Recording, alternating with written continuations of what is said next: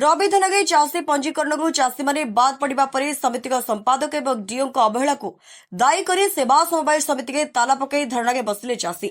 बालेश्वर जिला खैरा ब्लॉक अंतर्गत अंतरा पंचायत ओसंग सेवा समवाय समिति के रबी फसल पर चाषी पंजीकरण पर समिति को फॉर्म नहीं फॉर्म नेबा परे सरकार को समय भितर संपादक किसी चाषी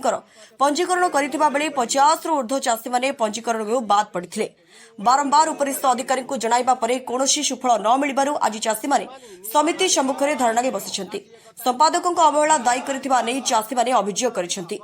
अन्यपटे चाषी मानकर आवश्यक कागजपत्र नथिबारु पंजीकरण होई पारु नाही बोली संपादक प्रकाश करिछंती। जदि चाषींकर धान सरकार न नियंती अनिर्दिष्ट काल पर्यंत धारणा देबा जहाँकि चाषी माने चेतावनी देइछंती।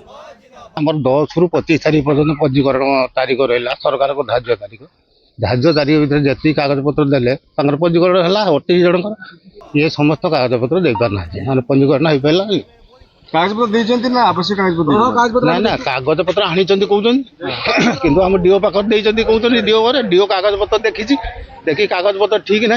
से फेरे जदि से फेरे मत देखा कथा कागज पत्र भूल अच्छी मत ये फाइल देना कागज पत्र देखना जो पंजीकरण हो पारना आम चाषी सहित जोगाजोग करूँ चाषी पंजीकरण धान किए चाष कर तो खरीफ धान नुहे रबी धान कौन समस्ते करती चाष जी करते सी आसिक समिति ना ना डॉक्यूमेंट किसी आमको देना ना ना समन्वय माने चाषी धान किणाटा से मार्च मास संपूर्ण भाव हूँ माने जानी आप जो व्यस्तता भितर जदि चाषी पंजीकरण दरकार सी आसिक आम कत जोगाजोग करेंगे ना अभियोग कले पदक्षेप ना ना अभियोग 25 तारीख पर मुझे कौन पदक्षेप नहीं पारि किसी लोकर पंजीकरण है किसी लोकर है कौन किसी तो कागज पत्र संपूर्ण भाव हूँ